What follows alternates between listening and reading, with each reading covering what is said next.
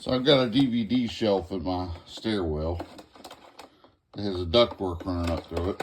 And I just had to drill a hole down there because there was something stuck in it. So I got me a clear plastic zip tie container and held it over it after I drilled the hole, and this little feller was inside. So now that I've rescued it and the cat thinks I'm crazy,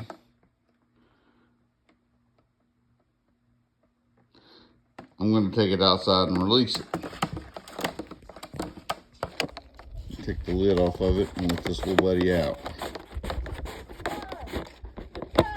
You ready?